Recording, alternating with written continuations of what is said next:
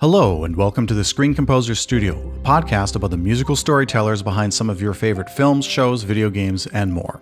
I'm your host, Adrian Ellis. Originally from the Netherlands, Lodewijk Vos' approach to making music is very much his own. One half of the scoring duo Menalon with Joseph Murray, the Canadian Film Centre grad has worked on TV shows such as Diggstown on CBC, documentaries including HBO's The Slow Hustle, Mr. Tachyon for Vice TV, as well as films like Level 16 and The Void. We talk about the wild new instrument/effects box he's building, his roots playing rock in the Netherlands, but being more interested in the effects pedals than the guitar, starting as an in-house composer for MTV, his move to Toronto and the difference between European and Canadian mindsets, his world-traveling, site-specific modular synth explorations, committing completely but then throwing out film scoring concepts and hours of work, dealing with anxiety and fear, rejecting hustle culture, and sound as healing.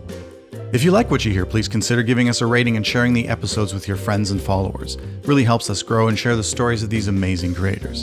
And now, please enjoy this wonderfully candid conversation with Lodewijk Vos. Hello, welcome to the podcast. Thank you.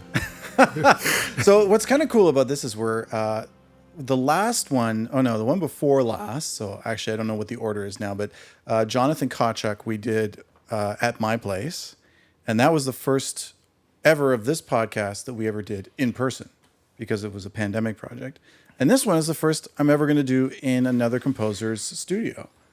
Welcome. And I can't think of a more interesting, like I came in here, I just feel like I'm coming into a toy shop, honestly.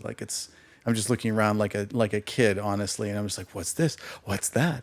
And one of the coolest things, I was sort of looking at this desk that you've got, and I don't know what it is. And you were like, oh, this is the big project. Can you sort of talk a little bit about that? Or is that still a big top secret thing? No, there's no secrets.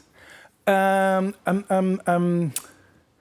gave myself a project this year, and I'm building an instrument for myself, mostly to do interesting sound design stuff. Right. And so it's basically a cello and a guitar neck with a whole bunch of pedals built in and a whole bunch of modular synth modules built, and they're all feeding into each other into loop pedals. And I'm thinking to come up with very interesting sounds, but it might not work. What I'm looking at is you have to sort of imagine like a small mixing desk shape made purely out of MDF as a sort of prototype right now. And it's got like just everything sort of placed on top of it right now as a means of sort of figuring out what the space is going to be, dimensions, what the routing might be. So you've got the necks in MDF with the tuning pegs in. You've got the bridge and all the bindings are sort of there. And then there's a few knobs, which I don't think I know what they're going to be for. And then you've got you've really committed a large amount of real estate. And I think obviously you've committed a lot of money to this already because there's some very nice boutique pedals that are sitting on this thing. They're going to be completely integrated into this unit, and that's going to be their life. Yes, they're going to be sunken in here, and they're going to live here, and there's nowhere else where I will use them. How did this come to you? Like, where does this kind of an idea to go this far with something, to commit to this route? Because this is a really singular thing. How does that idea come to your mind? Okay, I started off as a guitar player, but I was always better at pedals than at guitar. I love that. Yeah, okay.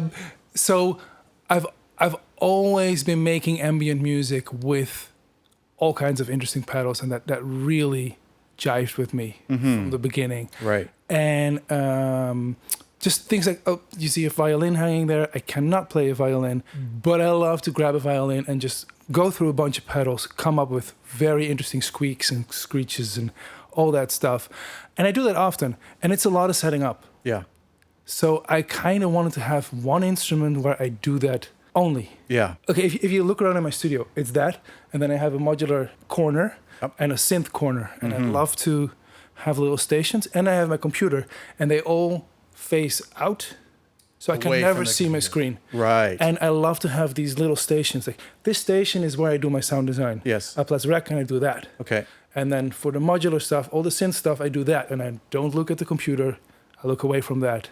Same for the synth stuff. And I kind of love to have these little stations. And they're always tied in, right? Like you've got them ready to go at any given Everything point. is looped in. Yeah, which is a real Daniel Lanois. I mean, if I've ever heard of that as a producer kind of thing, he's always got everything in the studio is like a little station. He even calls them stations, ties everything in that way. And so whenever you've got an idea, you're just ready to go. You don't have to go, okay, great idea. Let me patch everything up now and get to it. Yeah, because that's a huge problem. The amount of times that I don't do something because there's not a battery in a paddle, or I don't have, like, where was the adapter for this thing I want to use? Yeah. And then the magic is gone and I'm done. Yeah. And then you're going very many steps. Like, I mean, if you look at the Eurorack, if you look at this new thing that you're developing, there's a considerable outlay of cash and commitment to a certain, like, this is the way or these are the tools I'm going to use. So you've kind of created a box in which you're going to work. Does tying in or like committing to that ever make you wonder, am I limiting myself in some way? Or is it always something where, like, if something new comes up, then you'll go in that direction? No, it's very freeing for me. You have the most freedom within Borders. Mm-hmm. And there's endless amount of plugins and you can do everything on the computer. Yeah. But I don't do it. You don't do it. You never get started because there's too much choice. Yeah, or I get started, but I don't get deep enough. And with these kind of things, to me, they give me a lot of freedom. Also, they give me the freedom to fuck up. Okay. And the beauties and the mistakes. And with patching cables, always goes wrong. Yeah. and that's why you find, like, oh, but wait a minute, what if? And then move on from there. Right. Do you find your brain works differently and you come to different solutions because you're not on the computer, like, is 100%. getting away? 100%. Yeah. Yeah.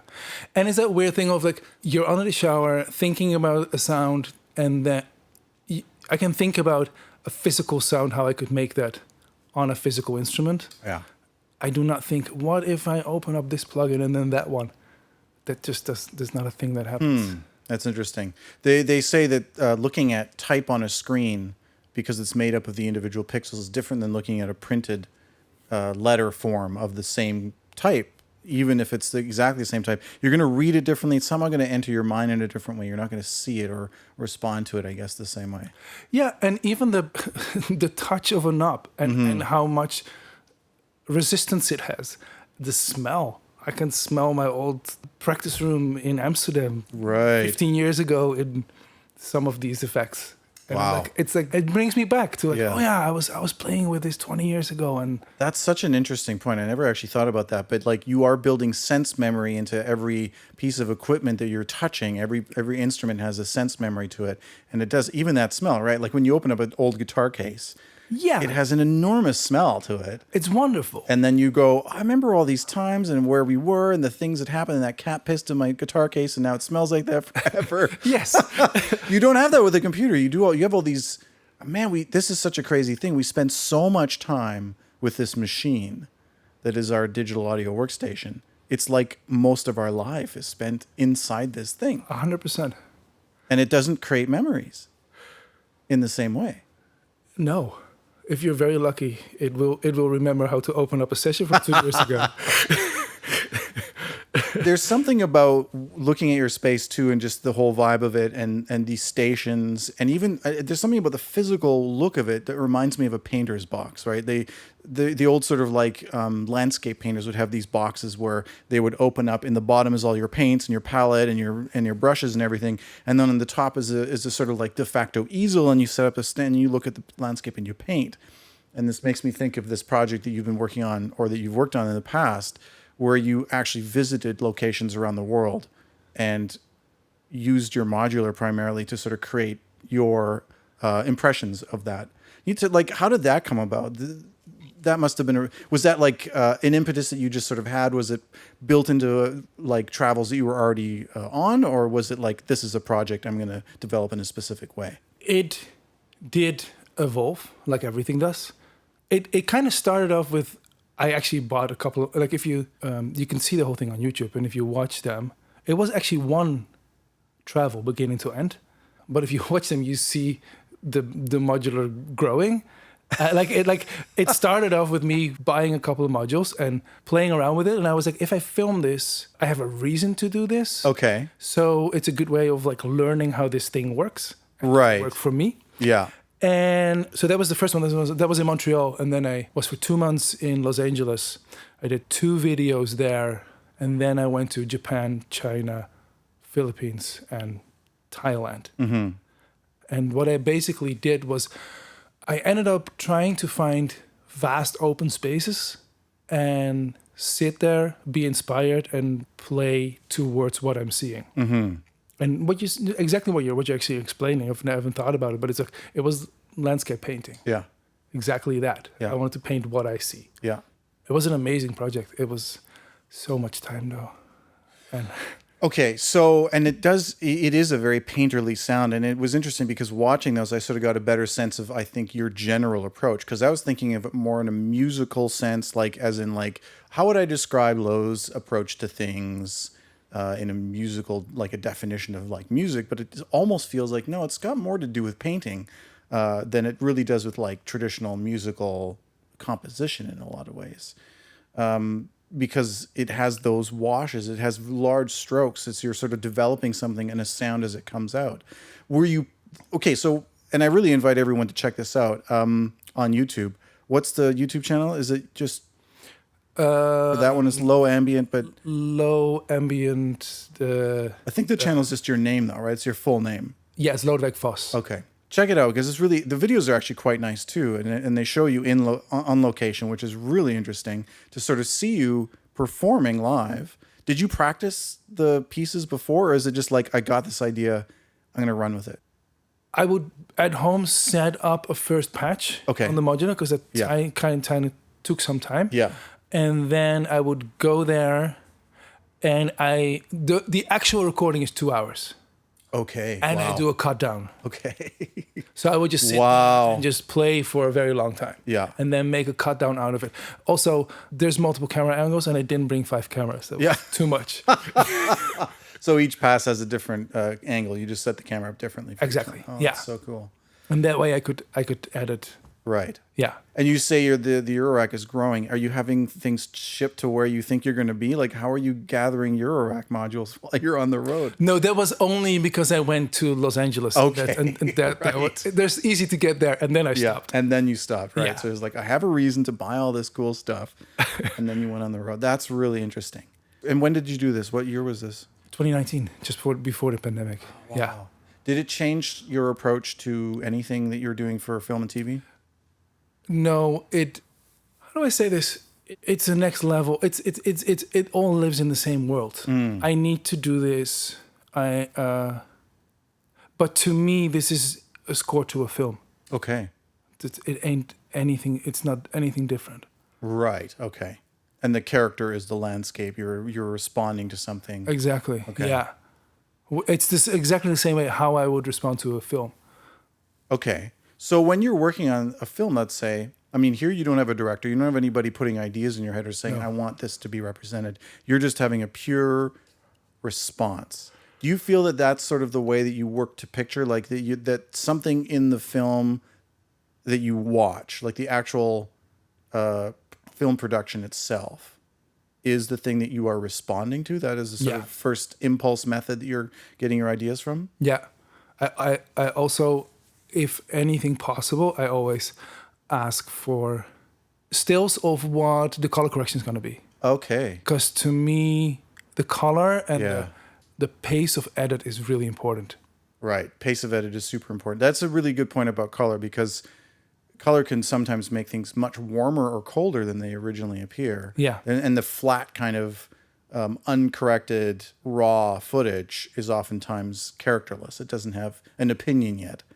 Yeah. And your music's definitely going to respond to that. Yeah. That's interesting. Do you work from scripts ever? Do you go before film, or do you really need to respond to what is happening in terms of the rhythm of the edit and everything else? Everything in between. I've been working from script after. I got a couple of scripts over here, and I've been working from scripts often. It's just I've had the experiences of working on something, and then the color correction comes back, and you're like, that's not what I wanted. Oh no. It's not. Wow. I would, because it's not about notes or melody, but it's like color and grit Yeah. are very close to me. Sure. Like, I think like that's where the glue is. Color and grit. Yeah. Okay.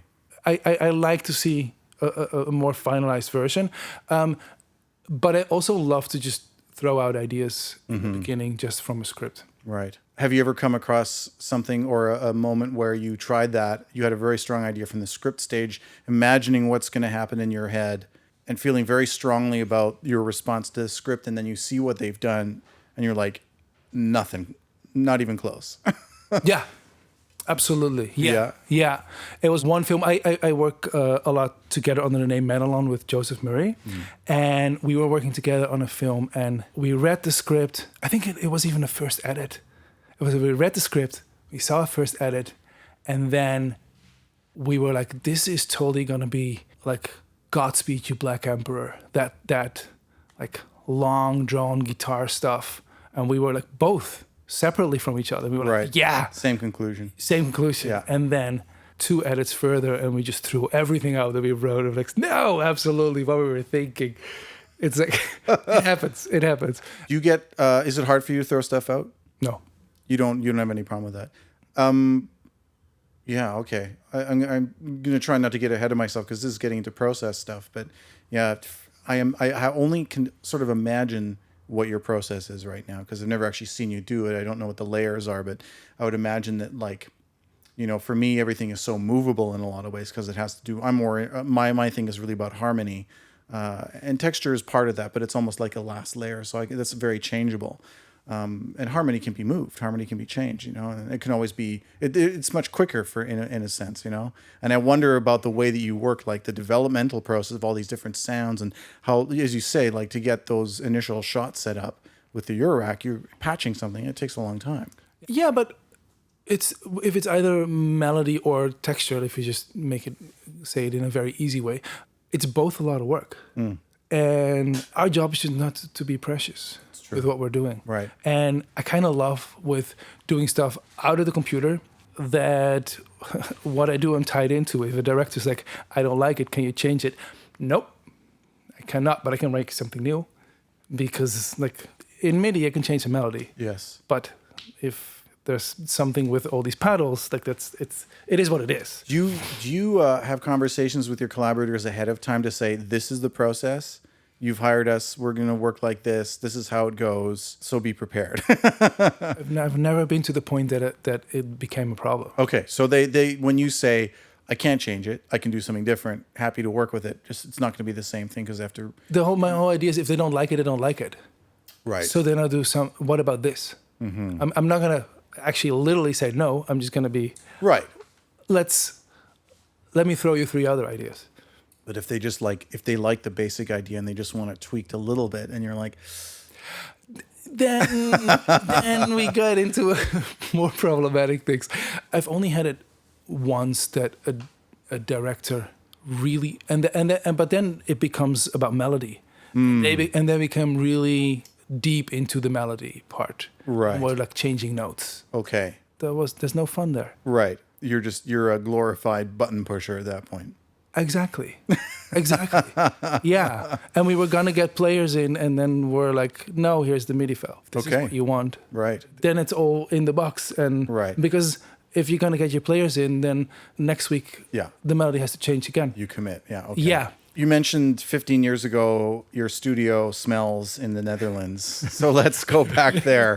Tell me a little bit about like where you grew up and what your life was like early on and how music sort of came into it. I grew up in the Netherlands in a village like 30 kilometers outside of Amsterdam. And I grabbed a guitar when I was 16 years old and fell in love with it. The standard route. Just played in bands, did all that jazz, lots of fun. Mm-hmm. And that's kind of where I figured out that what I said earlier, like I loved playing with the pedals. I started playing with loop pedals. I was a huge fan of the Brian Eno and Robert Fripp stuff. Mm-hmm. They're endless loops. Yep. And it's still, I'm super inspired by that.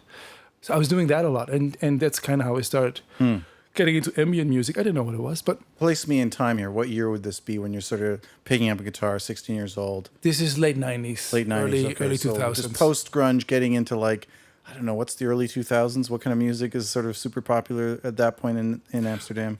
Or the Netherlands? For me, it was the bands like Sonic Youth, Okay. Bleeksa's band. What is it? Einstürzende Neubauten. I don't even know how to say it. Yeah, Einstürzende Neubauten, Those guys. collapsing buildings. That kind of stuff. That was really inspiring for me Yeah. around that time.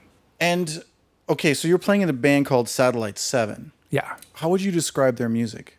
Indie pop. Indie pop? And is Yeah. that around the same time, or is that a little That's bit the after? same time. Yeah. And they're really good. Like, check them out on Spotify. It's really solid. And you guys actually had quite a bit of success with them, right? You were touring with KRS-One, NERD, Interpol, you know, all these people with that band, right? We were not touring, but we played at the same same nights. Right. The NRD Carazon was amazing. It was actually their after party at our night, Okay. Wow. and we didn't know that, which was an amazing What? thing. Yeah. Wow. And they were pretty small back then. Yeah. This is before. So NRD was just getting up, Right. and it was 200-300 people in the venue. It was a small venue. It was super fun. Wow. Yeah. That is super cool. Yeah. So, and you're playing in this band, indie pop, you know, and you were a guitar player at that point, or were you I'm a doing guitar keyboards? player. Yeah, and keyboard in another band. Yeah. Keyboard in another band, Yeah. right? And so you kind of had a picture at that point. This isn't what I'm going to be doing. It's fun, but I want to go in a different route musically. At that time, I wanted to become a rock star. Okay. Everybody else. Everybody wanted that. Yeah. Yes.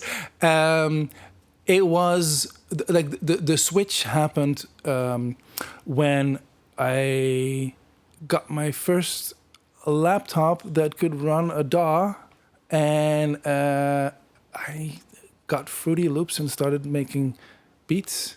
And then I did a bunch of trip hop tracks, and for some reason a Japanese label got a hold of it through MySpace back in the days and brought it out in Japan. And then there was this German company that had heard those tracks and asked me to score their animation film, short Wow. animation. Okay, yeah. And I was like, yes, that sounds great. So how does this work? Right. And I did that animation, and it played quite a lot of festivals and did pretty well.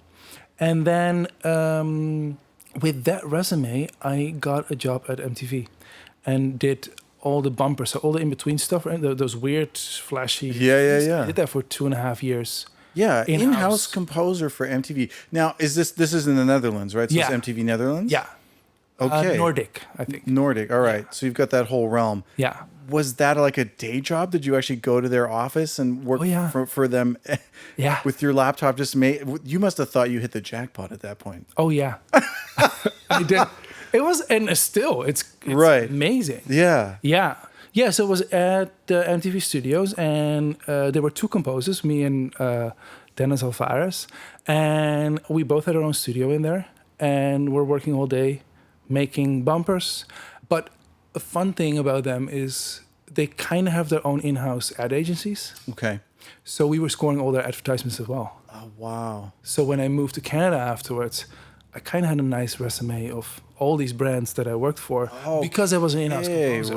Right. And the Comedy Central thing, Nickelodeon, is sort of a part of all that whole It's all the same era? network. And then there's... Interesting. And there was TMF, which is the equivalent for Much Music here. Right. So those 4 channels all were in the same building. Huh. Apart from the technical side of it, like just learning how to get music to picture, understanding like, you know, how to, I guess, deal with clients, like briefs, all that kind of stuff, like sort of the basic stuff. What were the biggest takeaways from those times when you were working in that as an in-house composer for them? Never miss a deadline. Okay. And be fast. Be fast. Yeah. So it was just about speed. You it get was super really fast. It was really Right. fast. And there was no time for not delivering. Was there anyone in that realm or that time that was sort of a mentor to you, or someone that you sort of looked to get your questions answered, or were you kind of just scrambling to figure stuff out? I was part of the creative team. Mm-hmm. So my mentor was the creative director. Okay. Older person, younger person? He was in his 30s. Okay. It was a pretty young company, I guess. Yeah. Yeah. But knew what he was doing, obviously, and had some experience in that, and was sort of able to guide you through. Everybody that worked there definitely had chops. Yeah. It was a nice crew. It was a good crew to be working with. Were you developing a sound of your own and sort of, because, like, I actually don't know that much about, I never watched a lot of MTV. I watched a lot of Much Music, which is a Canadian equivalent, obviously. And they certainly had, like, visual style. They had a sonic style that they developed, whereas, like, it was very much like you could tell what you were watching. Was MTV Nordic kind of like that? Did they have did you sort of develop a style with them? Or were you, again, like so many people that have gone through this grind in advertising where you're just like, now you're doing a big band thing. Now you're doing, a hardcore song. Now you're doing, post-punk or whatever. On the ad side, it was absolutely that. Mm-hmm. It was absolutely all over the place. Right. The station stuff. The station is the station and it has its own identity, and you have to be true to that identity. Yeah. So I think that's a good thing that I learned there. Right. How to stay true to an identity of a channel. And right. So you have a consistency over time, despite sort of certain things changing. You're like, okay, I know how to adjust to this, but still give you what you're looking for, and being able to figure out all the different ways that this one thing ties together. Yeah, and I still look in. It's still really important to me for, like, if I score a film, I am always, the way I call it is I'm always looking for the sonic identity of this film. Yeah. How does this film sound different than all the other films? Right. Because we can all come up with the romantic theme and and the aggressive theme, but it's all the same. Right. So how is this film different? Right. Okay. So when you're working on something like a film, okay, so we've got, let's say, 90 minutes on average. You've got the individual cues. You've got your sonic experiments. You've got how you're responding to certain things. You've got different moments in the film. You've got characterizations, all these different things. How do you track the development of your music over that 90-minute span, figure out the dynamics, where we should be at any given moment, and then tie it all together and make sure that sonic identity is maintained? Very deep question. I'm trying to figure out where. I think the sonic identity is something I come up with before I start scoring. Okay. It's almost like every band has its own players. Yep. Like I kind of want to know what the players are. Who the players are, right. And what they sound like. Yeah. And then I start painting. Okay. Are you methodical? Like, is it a very methodical process where you have like a sort of chart or something where you're going, okay, this here, this there, and then sort of written out, and you have like a 30,000-foot view of the whole score over time, going back and sort of standing back from everything and going, where am I at right now? No, it's feel. It's feel. It's feel. It's very intuitive. Okay. Yeah, and it's always different. But if there's time and in the most perfect scenario, I kind of start from the biggest cue. Yeah. And then start working backwards from that. Mm-hmm. But I find it really important to multiple times print out the film, throw it on the television, and sit down and watch the whole film beginning to end. Okay, yeah.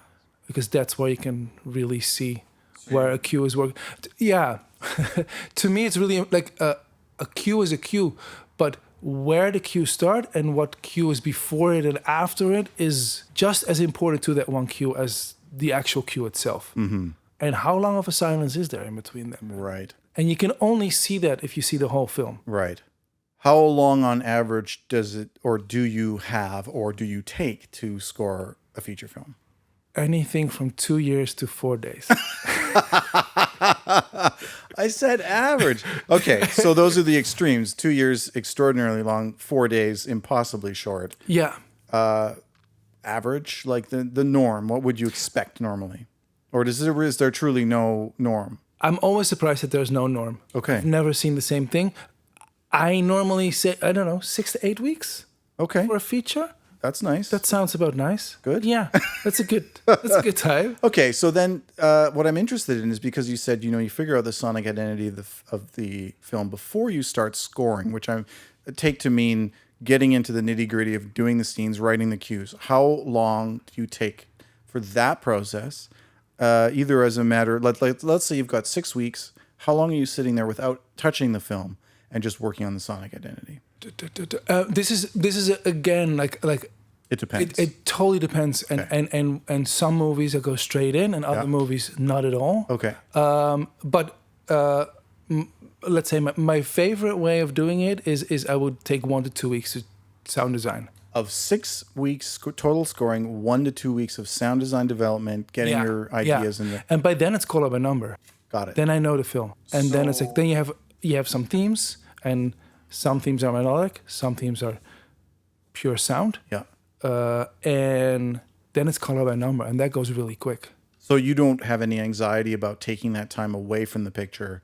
Because I know a lot of people, or let's put it differently, composers that I know who are newer to the game, or less experienced, feel a tremendous amount of anxiety at the beginning of a project when they're not working on a cue, when they're not actually getting stuff done and saying, I did 4 minutes on the film today.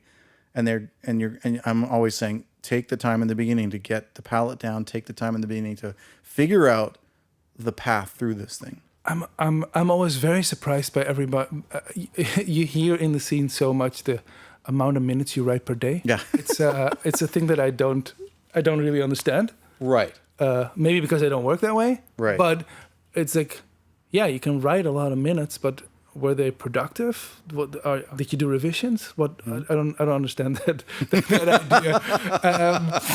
I'm assuming you don't feel any anxiety in those early weeks when you're not actually attacking the film and saying, look, I've got this much to go. We've got 4 weeks left. Oh my God, the deadline's coming up. I need to get X amount written before this time, blah, blah, blah. Yeah. Okay. I always have anxiety, so that doesn't change. Right.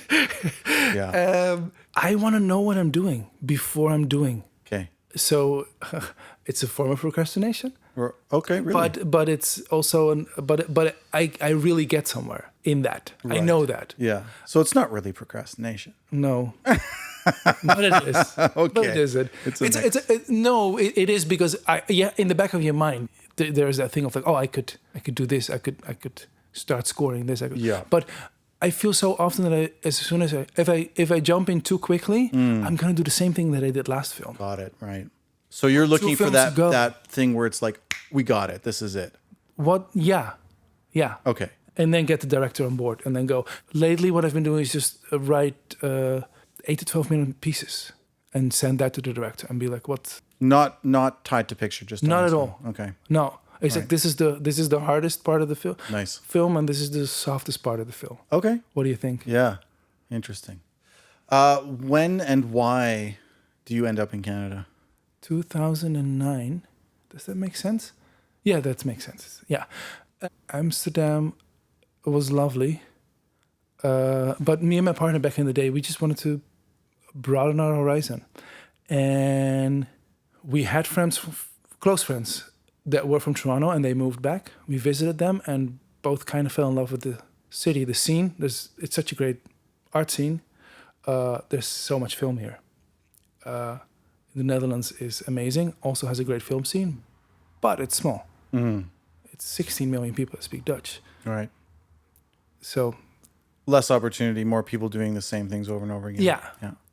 So this felt like a logical step to move forward in this business. And was it tough getting to Toronto and trying to get yourself established? Did it take a long time? Was it sort of an intimidating thing to try and get your head into and sort of become a part of the scene?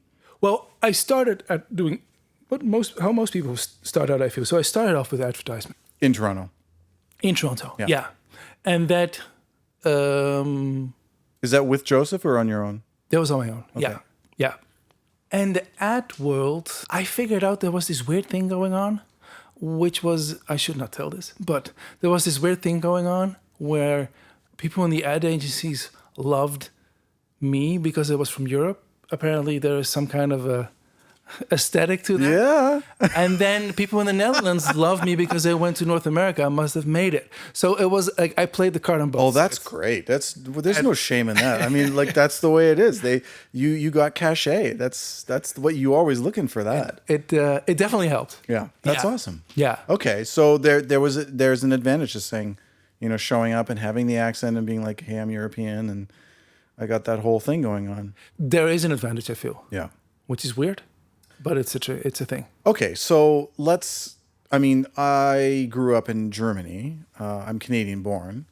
So I have a sense of like, to me, there are a lot of big differences between Canada, North America, and Europe in terms of culture, like just the way people approach life. And I'm sure, like I left when I was 8, so I didn't really get an appreciation of like what it might be like to be an artist there or to do, to be creative. I just know that from Canada, from both sides of the coast. I've done it in Vancouver, I've done it in Toronto, and there's certainly a big difference between those coasts, like completely different ways of operating. And although Toronto has a reputation for being angry, I also feel like everyone just wanted to get stuff done here. Yeah, and it was so fun. We're in Hamilton now, of course, so it's a totally different scene again. So what's your take on that? Like, what did you get a sense of in terms of the differences, life culturally, socially, and creatively? People work hard here, but the Dutch work hard as well. It's weird. It's different. The Dutch really love their time off and appreciate that. And here, people keep on going, I feel. But I also found that really exciting because shit gets done. Mm-hmm. That to me was a big difference when I came and saw how the business worked. Right. In itself. Yeah. Big cultural. Yeah, I can go into all kinds of cultural differences, but that's the big one. Yeah, for me creatively, okay, this is a bizarre thing of saying, the Netherlands fits 20 times in Ontario. Yeah. It has half the population of Canada. Yeah. It's small. And people think small. As in, there, I was always playing in bands. And they were like, okay, but do you make your money playing in bands? And I was, back in the days, working as a social worker. So I was like, no, I'm a social worker. Oh, so you're a social worker. Like, you're not in bands. Right. And that difference here, where you're like, I'm playing in a touring band. Yeah. And I'm a barista when I'm not touring. Yeah. Good for you. Yeah. Go Interesting. Okay. And that opens your mind and gives you so much more freedom to like, no, I can be what I want to be, instead of somebody else always telling you that you're not. Okay. And so you've spent time in Los Angeles now as well. Do you feel like that's another step towards this idea of like, because I feel like the Americans do certain things really well. They do other things very poorly. But certainly one thing they do really well is this idea of like creating a sort of culture around the idea that your dreams can come true, and you can, if you pursue it and work hard enough. And, I mean, there's a lot of problems with that too. But let's just say the idea of like they think big. You cannot argue with that idea that the Americans know how to dream big and make it, whatever you're going to do it 110%, make it huge. Yeah, 100%. The Americans have it way bigger than the Canadians do. Right. But it is in the same realm. Yes. So from me seeing this is a big step. Yeah. I have a feeling that, in the States, they take that extra step.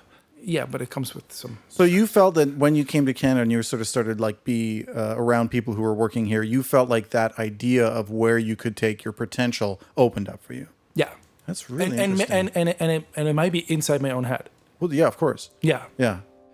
This podcast is brought to you by the Screen Composers Guild of Canada, whose mission includes promoting the music, status, and rights of film, television, and media composers in Canada. Special thanks to the SOCAN Foundation for financial support. For more information on the SCGC, please visit screencomposers.ca and follow us online at Screen Composers. We'd love to hear from you, so drop us a line at tscs@screencomposers.ca.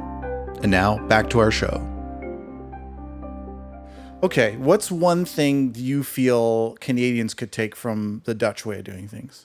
The boasting about the amount of hours of work that happens. Okay. In our scene. Right. I think that's not good. Explain that to me. Oh, so you're saying the Canadians have a problem with boasting about overwork, whereas in the Netherlands you'd be like, what are you talking about?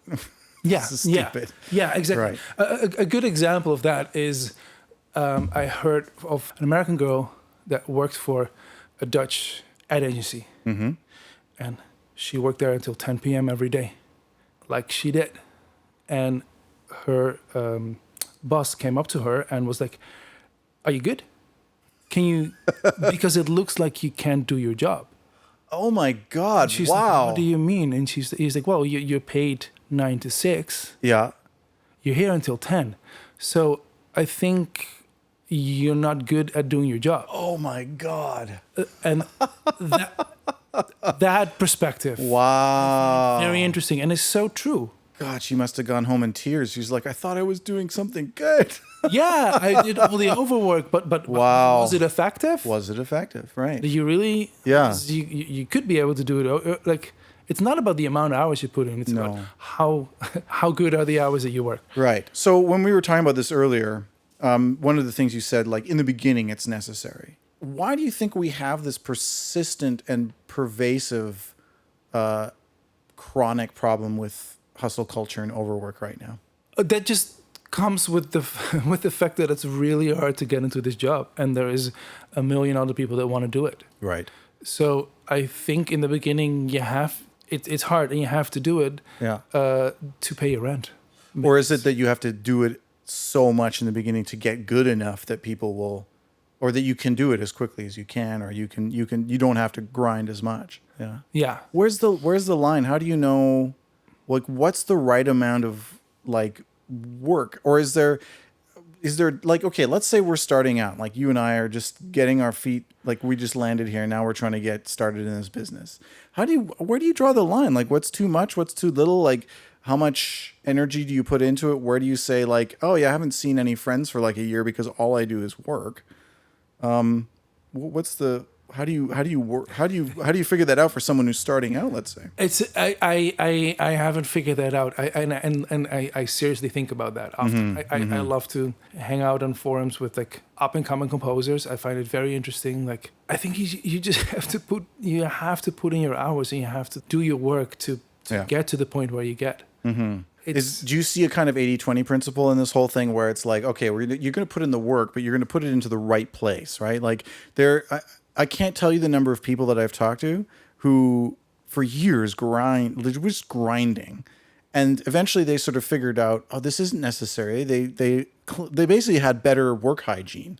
They cleaned up their act and they said, you know what, actually I'm getting way more done in these 6 hours if I really focus on the stuff that matters. And then when I start to burn out at the end of the day, after those 6 hours, 8 hours, whatever it is, I stop. And I go and sit outside for a bit, or I have a nice meal and I hang out with my family and I'm like living my life, come back the next day completely refreshed. I've had a good sleep. All my problems are solved because I let my brain work on it overnight while I'm sleeping and getting refreshed. And they all admitted that in the time before when they were just grinding, those 6 hours were still the 6 hours, but instead 2 more 6 hours were added on top to make 18, where they just sat in front of the computer and did nothing, essentially, because it wasn't effective, because they were just like, no, I have to be here or else someone will take my cheese or whatever it is, you know? I think that's a very big thing. It's scary. It's scary to, like, I have to produce this every day. Yeah. I have to, like, one I remember it so well. I was talking to a friend and he was like, I can't believe the job you're doing. And he was like, tomorrow you just have to write a bunch of music. And it's so easy. And then I was like, yeah, but I do it every day. And then the next morning, I was still working at MTV and I had an ad due at 4 p.m. And I walk in and my mind's just empty. And I'm like, I have no idea what to do. Right. No idea. And you get scared if you think about these things. Yeah. Because of that, with a feature film, it's so much work. Yeah. And it looks like it never stops. Yeah. So of course you have to grind on. And is your feeling. Right. It takes it takes experience to be like, I know how to do it. And the thing you just said earlier is very important to me. Sleep is so important, and taking time off. And I have the last 3 years, I've been, as soon as it gets busier, I start working at 5 a.m. Mm-hmm. And from 5 to 9, that's 4 hours of writing. Okay. Nobody calls you. Yeah. No emails. Yeah. There's nobody's on Instagram. Yeah. So that is all not important. Yeah. 4 hours of writing. Yeah. You can do more than a 10-hour work if you're day. completely focused. Do you get up an hour before, have coffee, chill out, or you just get up and write to it on those days? On those days, I go straight into it. Okay. And I am a big fan of actually taking my time. But what I do actually is at 9 a.m., I stop, and then I start my morning routine. Oh. I have my coffee. Okay. during that time. Yeah. But at 9 a.m. I stop, and then I do a meditation, and then I do all of my morning stuff. Okay, interesting. I want to get back to that, but first I'm going to pitch an idea to you about where we might draw the line, because I just came up with an idea. Yeah.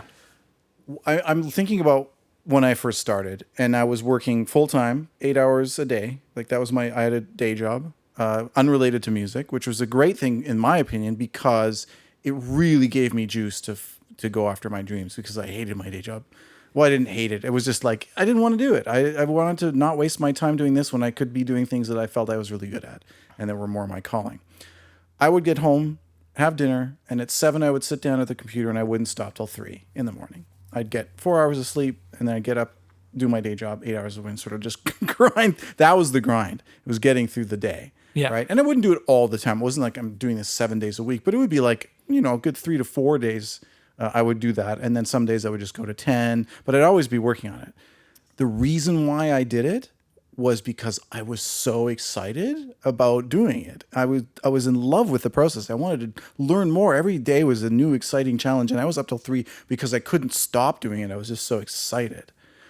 I think maybe where you draw the line is in the beginning, you're using that fuel, that passion, that excitement, that intense like engagement with your process to drive you. And that's a joyous, good, healthy thing.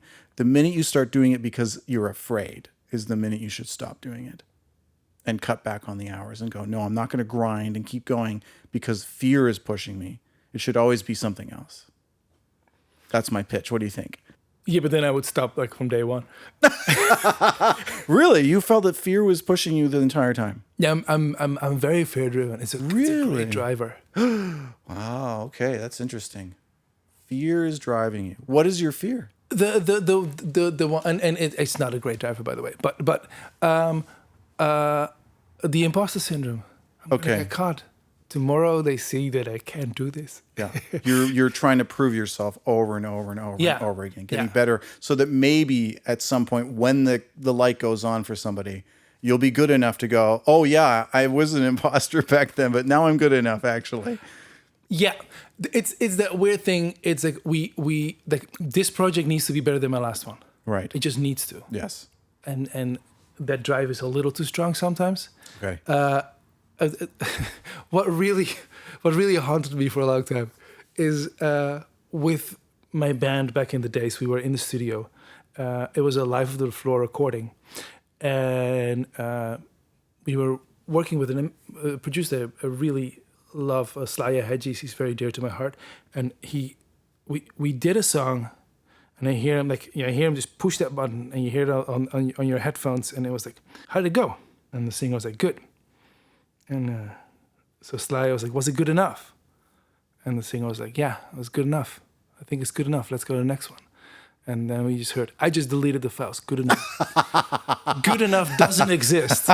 Oh my God, punishing! Wow. Okay. And that was a trigger for me, and I was like, "Good enough doesn't exist." That was a trigger for you, right? It's great or it's not. Does that come from your parents, do you think? Like, is that how you were brought up, that there is a certain standard to be met, and if it's not met, it's not worth it, and you're like, who are you proving it? Like, I wonder if there's like something behind that, right? Like, who are we trying to impress? I know I'm trying to impress people constantly. Like, that's almost my number one driver, if I'm really honest about it. Like, I'm always want everyone to be impressed, and I want people to feel like, if you say, "Oh, you did this, you did the right thing, you did it correctly," like really just like 100% very well correctly done. That's the best thing for me, and I'm just on cloud 9, which is a terrible thing because it makes me a follower of rules and is antithetical to good innovation and pushing on things and the things that I'm actually interested in. Because I'm not going to do that, because people are going to go, "Yeah, I don't know, man, that was pretty weird. I don't know what you did just then." And I'm like, that's tough for me to hear, right? I really want the other thing. So I'm constantly battling against that. Funny enough, I figured out that I have the same feelings. I know your feelings, but funny enough, I kind of figured out that weird was good for me. Yeah.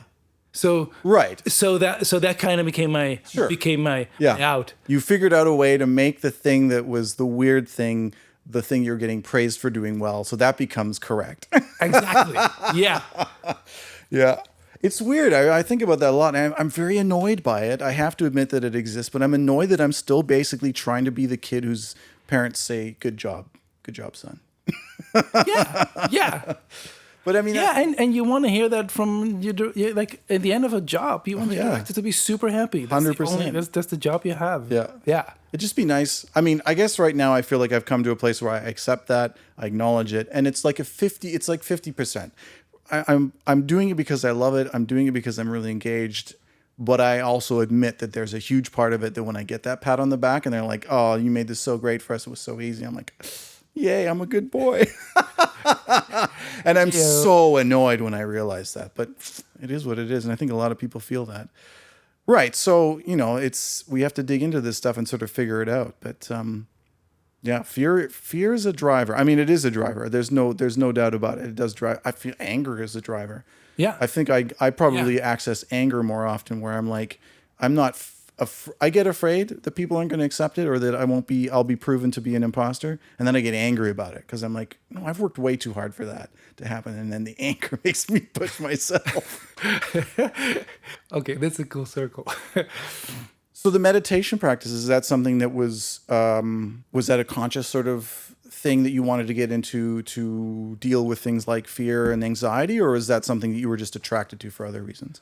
I struggled with some severe anxiety, and that's where I learned about meditation. That it's kind of one of the only things that helps, right? Better than medication. So that's kind of how I slowly got into meditation practices and try to find out about it. And it's one of these things that it's really important to me. And it's also really hard, and I also often don't do it, but it is always on my mind. Mm-hmm. What kind of a practice are you trying to keep at this point? Just simple breathing exercises in the morning. Okay. How long? 5 minutes. Okay. 10 minutes. Yeah. Yeah. Short. Achievable. Yeah. I mean, even 10 minutes that's a bloody long time to focus on your breath and do nothing else. Yeah. With meditation music on, it's a lot easier to get there. Okay. If it's fully quiet. Yeah. 30 seconds. When did you get into the whole idea of like healing sounds and sound baths and your work with the big singing bowls, the crystal singing bowls? And that's another thing that people should check out on YouTube is your absolutely incredible healing sounds page, which is what is low sound healing. Low sound healing. If you look it up on YouTube. I mean, I was trying to do research on you and I started playing these things and I just forgot everything else I was doing. It just became in this really like wonderfully, meditative state, which is hard for me because I find music that pits itself as meditation music, spa music, whatever you want to call it, inevitably there'll be a point probably within 30 seconds of the track starting where I'm like, that sound is really annoying. Oh, I wish they'd EQ'd that differently. Oh, why did they have to make that melody this thing? Oh, this is really annoying. And I'm just into the production and I can't. And your stuff is just like, it's the perfect, it just feels like what I always want this stuff to be like. It exists. It's like perpetual. It isn't boring. It has elements. It's changing and shifting. But it just, I don't know, it locks in and it just feels really good. Thank you. So, yeah, tell me about that. How did you get into that? And you don't, it's not just like the big crystal bowls. You've got yourself locked into your modular. Yeah. So, and you've got these great videos where you're like doing it. How did you get into that? It's an evolving thing. Always doing ambient music. So it's kind of in that same realm. Right. Then I learned that meditation was actually really important to me. So I started doing more and more meditation, and exactly what you say, I just hear the presets. Yeah. I'm just listening to presets. Yeah. I'm like, I cannot. It's like now I'm just irritated and mad. Yeah. So this is not working for me. Right. So I kind of had to make my own meditative music. And that's kind of what I started doing. And we worked on a show called Mr. Tachyon, and one of the episodes was on sound healing, and I found it super fascinating. Then I went to a sound bath myself, which is basically a person with crystal balls, and you do a meditation while laying on the ground. It was groundbreaking. Like I got up, and it was like I was on mushrooms, and I was like, "What is happening?" Right. This is really amazing. Yeah. So I got a set of crystal bowls and started playing with that and started reading up a lot and just educating myself more about the whole ideas about behind sound baths. And I just find it fascinating. I love that you already really like it watching the video. It's if you're in the room with the bowls, it is strong. Like the whole room resonates and your body follows. It's really a thing. So I started doing that, and then I thought modular makes a lot of sense. but now I'm getting okay. Now we're getting into woo-woo alerts. We'll have to put a label on it. Woo-woo alert, everyone. Absolutely. Yeah. So within modular, what you do, like you leave a lot open to chance. Yes. So chance makes the melody, not me. Yeah. I am a firm believer that everybody resonates. Like resonance is everything. So if you're in a room with 10 bodies and you start playing crystal bowls, I believe that the resonance of your body will get in tune with the bowls. I also do believe that will influence the machine. I think it's MIT. Okay. Did a test with random number generators. Okay. Have you ever heard about that? It's let me explain. Yeah. So they run random number generators and put them all over the world, and you read them out. Just make it for easy. You read them out at the end of the day. If a random number generator does 0 or 1, at the end of the day, you have 50% 0, 50% 1. Right. What happened? Major events on the world, 9/11 is one of these, they start syncing up. And there's a lot of tests right now with mass meditations and people that have random numbers with them. They start syncing up, they start peaking, either towards ones or towards zeros. So it's a mind over matter, and matter actually is influenced by your mind. Okay. In this realm, I believe that getting the modular in this is a very interesting feedback loop between humans and machine. I see what you're saying. Woo alert. Everyone is free to make up their own mind about the following content. Well, I mean, regardless of what you think the reasons for that are and where it comes, I mean, what we're doing as people whose main profession is to create music that assists a narrative, when people are sitting in a theater and they're all watching the same thing through photons and through sound waves, we are syncing up their minds to feel the same thing, more or less. We can't, of course, know whether everyone's having the exact same emotional response to this. It all depends on the person's individual experiences, but more or less everyone comes out of the theater and goes, yeah, I agree. We all had this one singular kind of experience. Yeah, it's exactly in the same realm. Right. And cinema is always better as at home, and that's not only because of the bigger screen and the bigger sound system. Right. It's also because there's 200 other heartbeats around you. Wow. Okay. That all rise at the same time. Yeah, that's interesting. Huh. Is my feeling. Yeah. Well, I mean, when women are... this is going to go way off the charts in terms of what we're talking about, but it just comes to me. When women are together, their ovulation cycles actually start to line up. Yeah. So biorhythms definitely do correspond and correlate. With the actual physical, the performance, or not performance, I should say, the practice of doing the crystal bowls. I'm watching you doing this. One of the videos, just one of them that I saw was 40 minutes long. I don't know if there's longer. There's definitely shorter ones. Is there a practice that where you do it this way and these are the techniques and this is how it's done traditionally? Or is it kind of left up to the practitioner to figure out their own way? It's left up to the practitioners to find their own way. How much of a physical effort is it? It feels to me first of all, you've got your arms extended and you're moving them around. I feel like you must get shoulders that are just burning at the end of these sessions. Yeah, it does. So I noticed you're tucked your one shoulder. You took the one arm and you sort of held it on your other shoulder, just sort of give it a rest for a moment. Because I'm watching you going, holy crap, this is a really long time of basically stirring two big pots. It is. And of course, you got them in 12, 13, and 16 inch, and I was like, the 16 inch sounds great, but it's heavy. It's very heavy. Right. Yeah. So it takes more effort to resonate it. You have to push harder. Yeah. Oh, it wow. does. That's so amazing. It can be heavy if you do it for a long time. But you get into a meditative state yourself. Right. Okay. That was going to sort of be my next question. Is like you lose yourself in that. Yeah. And you're just, and I guess that's almost like whatever state you're getting into creates the next moment for that, whatever that improvisational thing is going to be next.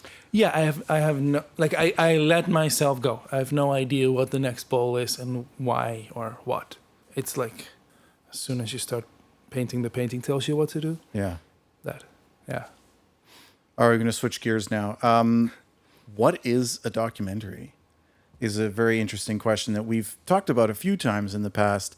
And you've mentioned a couple of things. One of them specifically, Bacon and God's Wrath, which is a film you worked on. And there's just, I want you to sort of like describe a little bit about what the film is about and sort of your thoughts on how music works and what the story is and how people are responding to that. And just the whole idea of like, because you have a lot of documentary experience. You've done tons of stuff, everything from independent shorts to like The Slow Hustle on HBO. What's your sort of like experience with that, and how do you think about documentary? First, how do I think about documentary? I love documentary. It for some weird reason I feel that you get a lot of freedom with the documentary. Musically, yeah, it's that you get a lot of freedom.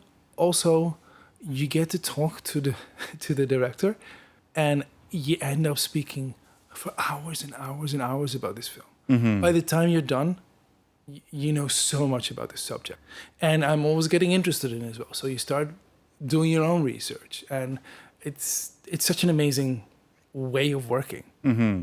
And you figure out it's like, oh, they only could cram this in this hour and a half, but then there's all this other footage, and there's all these other side stories that are actually really important, but they never were able to make it in this hour and a half film schedule. Yeah. The documentary as a form has changed a lot. I think I'm going to sort of suggest that perhaps like around the Michael Moore era of like Bowling for Columbine, that things became slightly different, because I think documentary before that was very dry, mostly just like here's a bunch of information. Now documentaries tend to be more poetic. They tend to take more license. There's a lot more space and an experience that someone might go through. Now there's documentary film festivals that are, you're really going there for a very different experience, and it's often very narrative, very emotional, very heightened. Yeah. And that's changed our perception. I wonder if what we've been talking about in the past, I wonder if you're a regular film goer or anyone who's just sort of popping on to Netflix on a Saturday night to watch a doc that they're interested in, if they think about the fact that so much of this is an invention and is guided and intended to make you think about something in a certain way. I think people don't think about that. I have a feeling that because of the murder mystery hype, people started watching documentaries a lot more. Right. Lately. Okay. Yeah. But people seem to see documentaries as truth. I feel a lot. Yeah. Even I do that actually. And yeah, what we've talked about is like it's pretty fascinating where does truth starts and stop, and as soon as you take one edit in a conversation, is it that same conversation? Is it truth to that? It's very intriguing to see where things are going, and I for Bacon and God's Wrath, what you just mentioned is like one of the things in that documentary that I love. This is a short doc about a 90-year-old Jewish woman that eats bacon for the first time in her life. It's a fantastic starting point already. But she tells these stories, and these stories become animations. So it becomes animated. But the animations follow what she's saying, but they go way further. And that's where it's a very interesting thing. It's like she tells a story, you see kind of the same story, but way more extreme. Yeah. And all this shit happens that she doesn't say, but she did not say it. She did not say it. Not say it, yeah. So now you planted that in the mind of the watcher, and it's done on purpose, and it's done with fun, and it's intriguing. Do you ever feel uncomfortable about your role in supporting whatever truth or whatever version of the truth or whatever message or mandate is being presented by a documentary? Because you really are, I think music has that magical power of like, you know, you can make a statement, but if you make a statement with this incredibly like rousing music behind it, all of a sudden it has this import and grandeur that it didn't have before. And you go, well, it must be true and important and I must follow this now. 100%. I could not work on a documentary that I don't believe in the outcome. Okay. That's a really important. Right. So your ethics have to align with the message of the documentary. It does. Yeah. 100%. Yeah. Otherwise I would not do it. Right. Yeah. But sometimes it can be a learning process. Okay. Yeah. I just worked on a documentary called Paved Paradise. And it's about how organic farms need way more space to produce the same amount of food. Because of that, they take a lot of land away from animals. Because of that, there's less biodiversity. So is organic the way to go? Or should you go on a very small plot, very high density farming? Right. It's a mind-blowing question. And Right. It's very interesting to come out of this documentary and being like, no, organic is pretty evil. But I always thought that was the way to go. Right. But is it? Yeah. That was one of these moments where it was like, it was amazing to learn a new thing and be like, oh my God, this is very interesting. And I totally stand behind what you're saying. But a year ago, I would have found it highly offensive. Very problematic. You know, I don't know who said it, but there was some statement that was made recently, like we're living in a post-truth society. I feel like we're almost living in a post-conviction society where it's like, you know, if we were really honest about everything, we'd say, oh, that's an interesting idea. I don't know what the answer is. I don't know if this is the right thing or the wrong thing. It's interesting. Like, let's see where it heads. Like, how do you make, because that is, I mean, if I watch so many things, I'm like, I mean, regardless, like my wife is watching Dopesick on Disney Plus right now, which is about the OxyContin and in general the prescription painkiller epidemic and opioid epidemic in the States specifically, which is just a tremendous tragedy. And you know, I'm watching this thing. I find it too hard to watch. I mean, it's almost, there's certain times when I'm watching things, I'm like, this is preaching to the choir. I don't need to know these things. I already know how terrible it is. If there was anything I could do, I'd be doing it. If I could vote on these things, if I was an American, of course, I would do that as well. I don't know if I need to put myself through this, to put myself in this really dark place. But I wonder, like, I think about this and I go, you know what? If for anyone that doesn't know and that wants to watch a drama and is like, oh, I'm curious about this, this will change their minds. This will affect people in a way that will really change the lines of voting. It will change the way that people maybe take action on certain things or feel about certain things that they didn't know about before. Yeah, documentary is a very strong voice for people. Yeah. Is that an important thing for you when you're working on your own personal work, or if you're choosing a project to work on? Is there a consideration of, I want what I'm doing to have an impact? Do you think that way? Yeah. No. I'd love to what I'm doing that it has an impact. Right. And I feel often enough projects that I work on do have things to say. I think because of the style that I write and that Joseph and I write, because it's non-conventional. I feel the directors that pick up the phone and call us also have a path. Yeah. And we don't get a call for movie of the week. I'd love to watch that one though, where you guys attack that. That's great. So what you're finding now is that you guys have developed your own style and have made a strong enough statement about what you do and how you do it, that you're now being found with people where when the call comes, you know it's going to be aligned for the most part. Yeah, it's almost always. Wow. It is aligned. Yeah. But also, the call comes from somebody that you know. Like, nobody Googles composer.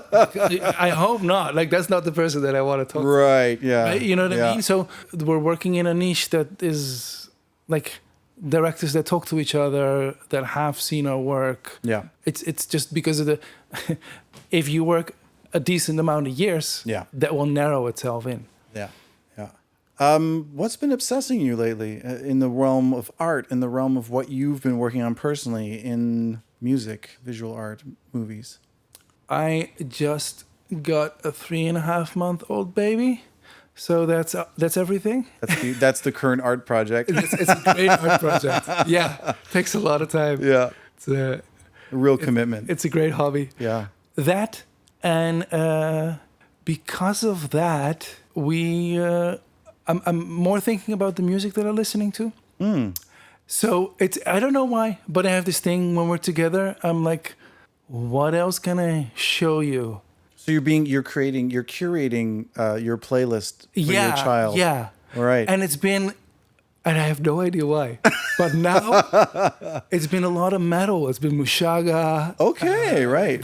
So it's not all like gentle stuff, and maybe something a little more, erudite than Baby Shark. But you're like going like, let's go the full breadth and width of it. Yeah. Okay. I think music. I heard somebody saying music is a language. Okay. So a baby multilingual baby. A baby, no, not multilingual, but a baby learns by the sounds. Yeah. What it is. Yeah. So I think the broader of a scape of music to give to the baby, the more open it will be. Hopefully, we'll see. I have no idea. I can't imagine that could backfire. That seems like a great approach.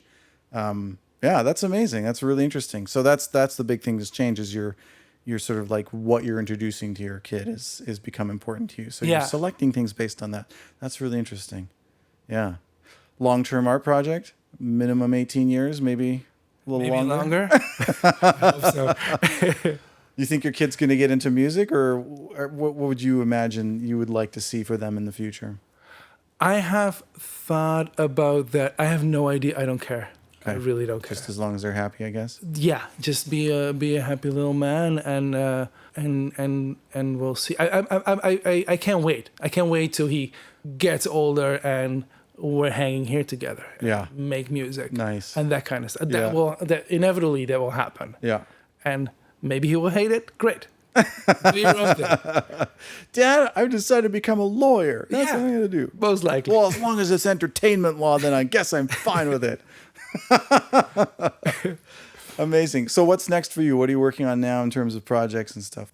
Right now, I'm just in that perfect time of in between two jobs. So I'm just taking a breather. Great. And I think next month we'll be starting on a new season for Diggstown and a new series called Robin Hood, done by director X. I think it's going to be an amazing series. That looks really incredible. Where do you know where that's? Diggstown's on CBC, right? Diggstown is on CBC. Robin Hood, do you know where that's going to play? I don't know yet. Okay. No. People can also find your stuff on Netflix right now. I think The Void is on Netflix and Level 16.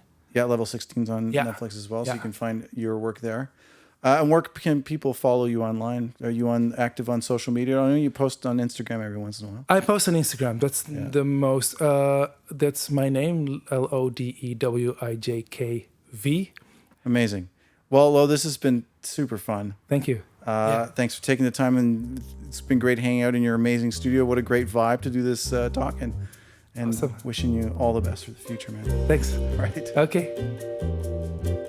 Thanks for listening. If you enjoyed this conversation, you can support us by giving the show a 5-star rating and sharing the episodes and tagging us at Screen Composers. We'd love to hear from you, so drop us a line at tscs@screencomposers.ca. For more information on the SCGC, please visit www.screencomposers.ca and follow us online at Screen Composers. The Screen Composers studio is produced by myself, Adrian Ellis. Editing, graphics, audio, and video post-production by Nick Grimshaw. Special thanks to our managing director, Tanya Dedrick, as well as the SOCAN Foundation for financial support.